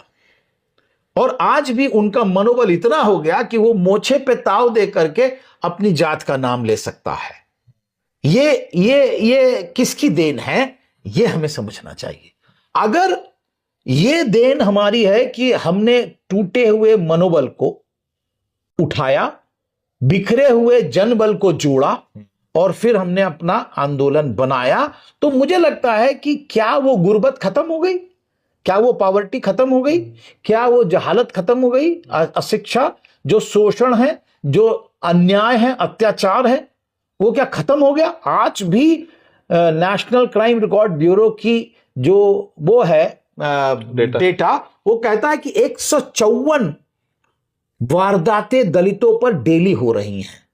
154 अगर आप पूरा लग ले, तो क्या ये उनके ऊपर अत्याचार और अन्याय कम हो गए? नहीं हुए सर, आई एम सेइंग, लेकिन जब तक ये अन्याय और अत्याचार हैं। अग्रीड सर, ये फैक्ट्स है हमारे पास, ये डेटा है एनसीआरबी का, लेकिन जो परसेप्शन बना हुआ है इसमें, पॉलिटिकल परसेप्शन है, उसमें बीएसपी पिछड़ रही है और मीडिया उसके खिलाफ काम कर रही है। बिल्कुल अग्रीड, लेकिन क्या वे आउट है सर? क्योंकि हम आपके पास बैठे हुए हैं 27 में, हाँ, क्योंकि समाज भी वही है, 30% वोट डालने वाले लोग भी वही मौजूद हैं, और जातिवाद घटा नहीं है बल्कि वो बढ़ा है, और अपराध बढ़ रहे हैं, आपके हक अधिकार छीने जा रहे हैं। तो इसलिए मुझे लगता है कि जो आप बात कर रहे हैं कि ये जैसे कि आपने एक अभी सुना होगा, बहन जी ने शुरू किया है भाईचारा कमेटी। मुझे लगता है कि ये एक बड़ा सकारात्मक कदम है जो कि बहुत पहले शुरू हो जाना चाहिए। दूसरी बात मुझे लगता है कि अगर हमारे खिलाफ कोई कथानक, जिसे नैरेटिव कहते हैं, बन गया है अभी से, तो उस नैरेटिव से हमें सीधे लड़ना चाहिए, तोड़ना चाहिए उसको। अगर हम उसके खिलाफ अपनी आवाज को नहीं उठाएंगे, जैसे कि ये कहा जा रहा है कॉन्टेस्ट तो केवल सपा और भाजपा में है, तो मुझे लगता है कि इस कॉन्टेस्ट को किस प्रकार तोड़ा जाए, ये रणनीति हमारे नेताओं को सोचनी पड़ेगी कि ये जो हमारा बाइनरी बन गई है सपा और भाजपा की, वो नहीं है। ये त्रिकोणीय और चतुष्कोणीय अगर हम इसको बना ले जाएं, जैसा कि बहन जी अपने बहुत बार उसमें कहती हैं, भाषणों में कहती हैं कि अगर हम चतुर्कोणीय बना ले जाएं तो हमारा बेनिफिट हो सकता है।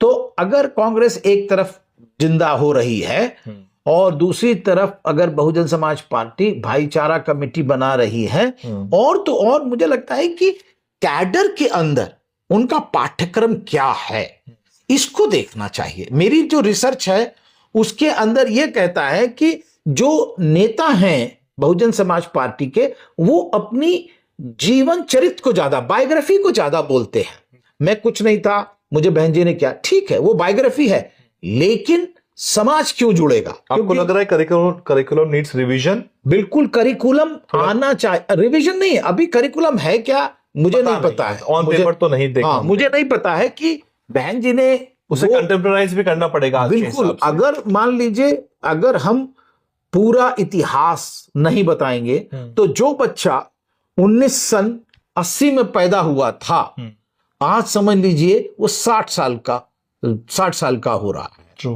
है ना, 1980 और 40 साल का हो रहा है।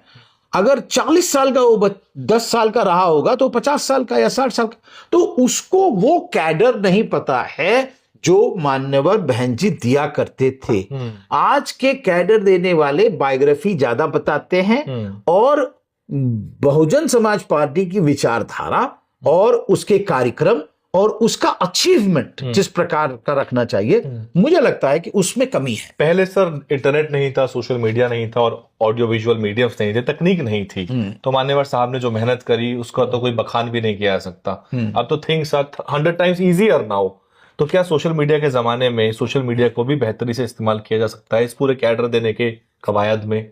नहीं, देखिए इसके अंदर क्या है कि कंपटीशन तो धन वालों के, पैसा जिनके पास है और जिनके पास पैसा नहीं है उसका है। हम किसी भी प्रकार में बहुजन समाज पार्टी भाजपा के पैसे का या कांग्रेस के पैसे का जो है, एक सिंपल सा रिसर्च है, उसके अंदर हम कोई तुलना ही नहीं है। पहला जो भी बात मैं कर रहा हूं अपने रिसर्च के आधार पर ही कह रहा हूं, तो कोई तुलना नहीं है। तो इसलिए मान्यवर ने कैसे ऑल्टरनेटिव मीडिया ढूंढा था? ऑल्टरनेटिव मीडिया था कि हम स्वयं व्यक्तिगत मीडिया बन जाए। तो अगर क्या हम व्यक्तिगत तक पहुंच रहे हैं, क्योंकि पहले तो छुप के कमरे में भी कैडर हो जाते थे, रात में कैडर होते थे। आप मुझे बताइए कि क्या 2 दिन का कैडर हुआ है आज तक? वो तो साहब के टाइम में ही हुआ। तो कैडर केवल और केवल आपको विचारधारा सिखाना नहीं है, वो भाईचारा बनाने का भी कार्यक्रम है। Complete training basically. तो 2 दिन आप रहेंगे तो नेता को समझेंगे, उसकी कमी को, उसकी अच्छाई को समझेंगे। 2 दिन आप रहेंगे तो जो है हमको कॉन्फिडेंस होगा आपके ऊपर, भाईचारा बनेगा कि हाँ भाई तुम कैसे हो, क्या खा रहे हो। क्या हमने रोटी बनाते हुए कैडर कैंप किया कोई? हमने आज कहा कि नहीं हम आज रोटी रात में यहीं खाएंगे, तो रुके नेता। तो मुझे लगता है कि जब हम अपना मीडिया एक ट्रेडिशनल मीडिया वॉक को अपने वाक पटिता को बना लेंगे, तो मुझे लगता है कि हम तरक्की या हम जिसे लड़ाई कर सकते हैं जी। नहीं तो क्या होगा, फिर हम अपनी जो है बायोग्राफी बनाएंगे तो लोग क्या कहते हैं, अरे भाई ठीक है तुम्हें तो मिल गया, हमको क्या मिला? तुम्हें मिल गया तो ठीक है तुम करो। लोगों को, नेताओं को रुकना चाहिए इस पर। नहीं ठीक है आपने बदल दिया, हाँ भाई ठीक है, लेकिन हम बताएंगे अब पार्टी के बारे में। आकाश जी वाला जो पूरा प्रकरण है उस पर आप क्या कहना चाहेंगे? क्योंकि एक युवा वर्ग बड़ा उत्साहित था, फिर आकाश जी का निष्कासन हो गया, पहले पदमुक्त हुए फिर निष्कासित हो गए, और उत्तराधिकारी को लेकर भी तस्वीर साफ नहीं है। हालांकि बहन जी ने अपने प्रेस नोट में लिखा है कि अब उत्तराधिकारी पर मेरी तरफ से जो है कोई भी नाम नहीं आएगा। मैं इस बारे में, तो कौन उत्तराधिकारी हो सकता है, कौन होगा, इसको लेके भी समाज जो है चिंतित है। देखिए समाज को चिंता नहीं करनी चाहिए, क्योंकि ये बहुत अंदरूनी मामला है, किसी भी दल का बहुत अंदरूनी मामला है, और उस दल के मुखिया को, उस दल के कैडर को भविष्य क्या है ये निर्णय लेने की पूरी स्वतंत्रता होनी चाहिए। हम कौन होते हैं किसी को दिशा देने वाले? हमारा मानना यह है कि जो लोग जो दल को यहां तक लेकर के आए हैं, हमें उन पर विश्वास रखना चाहिए कि ये दल जो कुछ नहीं था, एकदम जिसे कहना चाहिए समाज दरका हुआ था, उस समाज को बांध करके यहां तक पहुंचाना, उसके मनोबल को बढ़ाना, उसको इज्जत दिलाना, अगर ये सब उन्होंने किया है तो इसको आगे भी ले जाने की क्षमता वो रखते हैं।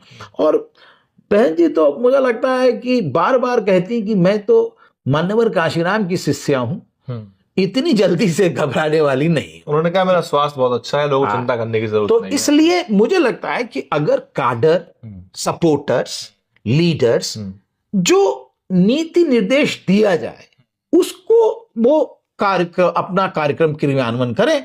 वो पार्टी क्या निर्णय ले रही है, क्या मतलब जिसे कहना चाहिए दिशा निर्देश होगा, वो कैसे होगा, वो लीडर पर छोड़ना चाहिए। आपकी तो बात हो जाती है, बहन जी आपको कॉल करती है? नहीं, मुझे ऐसा कुछ नहीं है रणजीत, मेरा ऐसा कुछ भी कोई रिश्ता नहीं है, और ना ही मैं जिसे कहना चाहिए। फिर भी बहन जी बहुत आपको हमने देखा है मंचों पे लगातार। तो नहीं, मैं क्योंकि आपको पता है कि बामसेफ मैं देखता रहा हूं और मैं बामसेफ से जुड़ा रहा हूं, तो इसलिए जिसे कहना चाहिए एक सामान्य कार्यकर्ता के रूप में दिख जाते हैं। आकाश जी को लेके मीडिया ने बहुत चटकारे खबरें दिखाई हैं, परिवार की जो चीजें हैं उनको बढ़ा चढ़ा के उसमें तरह के रूप में दिखाया। मुझे लगता है मैंने उस पर रिपोर्टिंग बिल्कुल नहीं की, हालांकि उस दौरान में शांत हो गया था मैं। नहीं, आपका यही एक जिसे कहना चाहिए उत्तरदायित्व जो आपने निभाया, उससे आपकी इज्जत और बढ़ी है। क्योंकि आप समझ रहे हैं कि जो लोग बोल रहे थे उनको सचमुच क ख ग भी नहीं पता था उस परिवार के बारे में, जो सब कुछ हमारे समाज का एक सबसे प्रतिष्ठित परिवार है। उस प्रतिष्ठित परिवार पर उंगली उठाना एक तरह से बड़ा जघन्य अपराध था। ब्लास्फेमी है वो। हाँ, एक तरह से ब्लास्फेमी कही जा सकती है कि हमारे परिवार पर आप कौन होते हैं कटाक्ष करने वाले? क्या आप इसी तरह किसी दूसरे परिवार को जाके कर सकते हैं? या दूसरे जो स्थापित परिवार है क्या उनके ऊपर प्रश्न उठा सकते हैं? नहीं, क्योंकि हमारा समाज जिसे कहना चाहिए खुद अभी राजनैतिक रूप से जो समाज सुनना चाहता है वो तैयार नहीं हो पाता है। उसको जो भी कहता है तो वो कौवा कान ले रहा है तो उसकी तरफ चल देता है। क्यों चल देता है? मैं ये कहता हूं कि आप कैसे लीडर पर भरोसा करेंगे, उसके कुछ मापदंड होते हैं भरोसा करने के। आज जो आया बहुत अच्छा बोला और आप उसकी तरफ हो लिए, ये तो कोई बहुत अच्छा बोलना मापदंड नहीं है। क्योंकि समाजवादी पार्टी के भी कुछ ऐसे लोग हैं जो आए और अम्बेडकरवादियों के, मतलब झंडा भी अम्बेडकरवादियों का और भीड़ भी अम्बेडकरवादियों की, और वो हीरो बन गए आज वो सपा। बिल्कुल। तो इसीलिए ये हमारे समाज की बहुत बड़ी कमी है कि जो दिखता है वही बिकता है। और सर एक और कि हर विश्वविद्यालय में पढ़ाने वाला व्यक्ति क्या प्रोफेसर होता है? ये आज साफ कर दीजिए, क्योंकि हर कोई प्रोफेसर बोलता है, अपने आप खुद ही बोलता है। ये गलत है, क्योंकि प्रोफेसर जो है एक पदवी है, वो आपको केवल बोलने से नहीं मिलती है, उसके कुछ मापदंड हैं। जैसे कि आप सबसे पहले जो चरण होता है वो होता है असिस्टेंट प्रोफेसर का। जब आपकी नियुक्ति हुई होती है तो असिस्टेंट प्रोफेसर कहा जाता है। लेकिन क्या है, असिस्टेंट लगाना लोग बेइज्जती समझते हैं। असिस्टेंट लगाना बेइज्जती समझते हैं, उसको असिस्टेंट को हटा करके प्रोफेसर करने लगते हैं।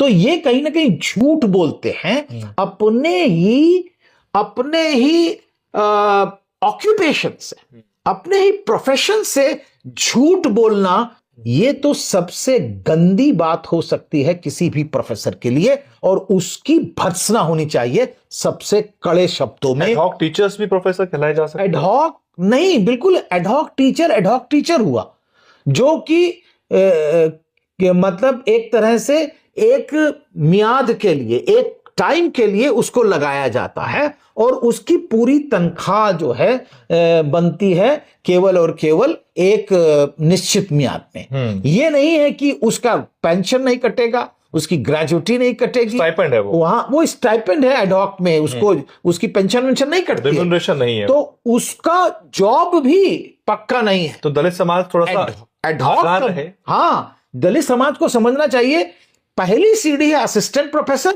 दूसरी सीढ़ी है 8-12 साल बाद अगर प्रमोशन से होता है 12 साल बाद एसोसिएट प्रोफेसर, और 15 साल में प्रोफेसर बनाए जाते हैं। यद्यपि उन्होंने एक हमारे यहां जो आहारता है जवाहरलाल नेहरू विश्वविद्यालय में, उसकी एक किताब कम से कम जो है मानक पब्लिशर के पास होनी चाहिए। यह नहीं कि अपने पैसे से लिखी, अपने पैसे से छपवा ली। दूसरी, वो एक पीएचडी सुपरवाइज करे हुए होना चाहिए, उसके अंदर में एक छात्र रिसर्च कर। क्या ऐसे प्रोफेसर के अंडर आपने देखा जो कॉलेज में पढ़ा रहे हैं? कॉलेज में जैसे आप देखेंगे दिल्ली के कॉलेज हैं, उनमें पहले प्रोफेसर नहीं हुआ करते थे, उनमें केवल असिस्टेंट प्रोफेसर होते थे। अभी ये बीजेपी सरकार ने जो है आकर के प्रोफेसर बना दिया। पहले तो प्रोफेसर केवल विश्वविद्यालयों में हुआ करते थे, तो भी वो झूठ बोल रहे थे लोग। एक और सवाल है सर कि किसी प्रोफेसर को फ्लैट मिला अकोमोडेशन को, जैसे हम यहाँ बैठे हुए हैं, हाँ। किसी को बड़ा बंगला मिला हुआ है जी, तो इसका भी कोई क्राइटेरिया होता है क्या कोई, कि कैसे किसको क्या मिलेगा? नहीं, देखिए ऐसा है कि चाहे तो कोई मिलता होगा बंगला वगैरह, तो नहीं, एक्चुअली क्या है कि हमारे विश्वविद्यालय की एक आहारता है, आपने कितने वर्ष लगाए जी, सबसे बड़ी बात यह है। और ये होता है कि बहुत सारे लोगों को टाइप वन, जी, है ना, जिसको हम लोग बोलते हैं यहाँ पर कि छोटा सा एक रूम, 1 रूम का, हाँ, जिसको हम लोग ट्रांजिट हाउस कहते हैं। हम्म, यद्यपि हमें अपनी पूरी जो HRA है वो देना पड़ता है, ओ। लेकिन एक रूम का और एक किचन, लैट्रिन, बाथरूम क्या करें, कहीं नहीं मिलेगा क्योंकि बाहर हमको मिलेगा नहीं, इसलिए। फिर दूसरा चरण होता है कि न्यू OTH, जिसमें 2 कमरे हो सकते हैं, और एक फिर टाइप 4 जिससे कि 3 कमरे का होता है। इस तरह बढ़ता है। आपको 8 साल 10 साल लगाने पड़ते हैं before you get a house in A university. आप यूनिवर्सिटी के अंदर आप जैसे ही घुसेंगे वैसे आपको घर नहीं। हाँ, ये होता है। एक है केस वार्डनशिप, हॉस्टल है किसी यूनिवर्सिटी में, किसी कॉलेज में भी हॉस्टल हो सकता है, उसमें आपको नौकरी करनी पड़ेगी वार्डनशिप, यानी कि उसमें लड़के रह रहे हैं तो वो कैसे रह रहे हैं, खाना उनका सही बन रहा है कि नहीं बन रहा है। वार्डन के रूप में, वार्डन के रूप में आपको जल्दी मिल सकता है घर, लेकिन आपको उसके लिए बाकायदा अपनी ड्यूटी पढ़ाने के अलहदा आपको ड्यूटी देनी पड़ेगी। चलिए सर, क्लोजिंग सवाल, 27 में चुनाव है और ऐसा लग रहा है कि जो समाज है उसके अंदर एक बेचैनी है, क्योंकि उसने 4 बार के शासन देखा, उसमें उन्नति प्रगति हुई, नौकरियां मिली, ठेकेदारों में आरक्षण मिला ठेकेदारी में। अब वो समाज के अंदर कुलबुलाहट है। वहीं उधर से जो है हमले तेज हो गए हैं। एक वर्ग ये भी कहता है, एक पार्टी या एक पूरा का पूरा समुदाय कहता है कि बसपा खत्म हो गई, पर फिर भी बसपा पे ही हमलावर रहते हैं रात दिन। तो ये एक बड़ा पैराडॉक्सिकल सिचुएशन है। आप समाज से क्या कहना चाहेंगे सर, जो उत्तर प्रदेश का खास तौर से, क्योंकि चुनाव उत्तर प्रदेश के बड़े महत्वपूर्ण हो चले हैं? नहीं, अब देखिए, मैं कोई कहने वाला होता नहीं हूं, लेकिन समाज खुद अपने आप में इतना समझदार है कि वह आज भी बाकायदा वोट करने के लिए अपनी विचारधारा को जानता है कि हमें कहाँ करना है, हमारा लीडर कौन है। 1 से लेकर के 100 तक उसको पता है हमारा लीडर कौन है। ये बात दूसरी है कि कुछ लोग आ करके नया नया, जिसे कहना चाहिए, जो एक नई चीज जब आती है तो लोग उसकी तरफ अट्रैक्ट होते हैं। और मैं वही बात कर रहा था कि हमारे समाज को यह समझना चाहिए कि कौन लीडर कितने वर्षों से समाज की सेवा कर रहा है, उसका मापदंड उसको यह समझना चाहिए कि हमें व्यक्ति की, हमें अपने लीडर की जो म्याद है कितनी पुरानी है, वो कितने सालों से आत्मनिर्भर रूप से आपकी सेवा कर रहा है, ये सबसे बड़ा पैमाना होना चाहिए। दूसरा, आपको उसकी विचारधारा देखनी चाहिए कि उसकी विचारधारा है या नहीं है। तीसरा, उसका कार्यक्रम है या नहीं है। चौथा, उसके कैडर हैं या नहीं है। अगर हम इन सबको देख लेंगे तो हमारे अंदर अकुलाहट नहीं होगी, हमारे अंदर बेचैनी नहीं होगी, हमारे अंदर हम मुतमईन होंगे, हम जिसे कहना चाहिए कॉन्फिडेंस से भरे हुए होंगे कि नहीं, हमारे पास एक लीडर है, हमारे पास एक छतरी है, हमारे पास एक विचारधारा है, हमारा एक कैडर है और हमारी एक दल है। रिवाइवल हो सकता है 27 में, रिवर्सल हो सकता है, पूर्ण बहुमत जैसी बातें कर सकते हैं हम दोबारा से। देखिए, उम्मीद पर दुनिया कायम है और मैं इस बात को बिल्कुल मतलब जोर दे करके कह सकता हूं कि जब तक समाज में गुर्बत है, जब तक समाज में शोषण है, प्रताड़ना है, जब तक अत्याचार है, अन्याय है, तब तक इस पार्टी को कोई हाथ नहीं लगा सकता और रिवाइवल हो सकता है। बहुत बहुत शुक्रिया सर, बहुत धन्यवाद आपका। बहुत सारे सवाल अभी और भी हैं जिन पे बात की जा सकती है, लेकिन एक सीमा है 1-1.5 घंटे की और दर्शक भी उसको देखेंगे। कभी और आपको भी फुर्सत होगी तो कभी एक लाइव स्ट्रीम हम आयोजित करेंगे जिसमें जनता हमें लगातार सीधे सवाल पूछेगी और हम 2-3 घंटा आराम से चाय कॉफी पीते हुए बैठ सकेंगे। बहुत शुक्रिया दर्शकों का जिन्होंने पूरा देखा। अब आपकी जिम्मेदारी यह है कि आप, बहुत सारे विषय हैं, बहुत सारी थीम्स पे चर्चा हुई है, सब पे अलग अलग कमेंट करिए, इसे डाउनलोड कर लीजिए और डाउनलोड करके आप इसकी क्लिप शेयर करिए।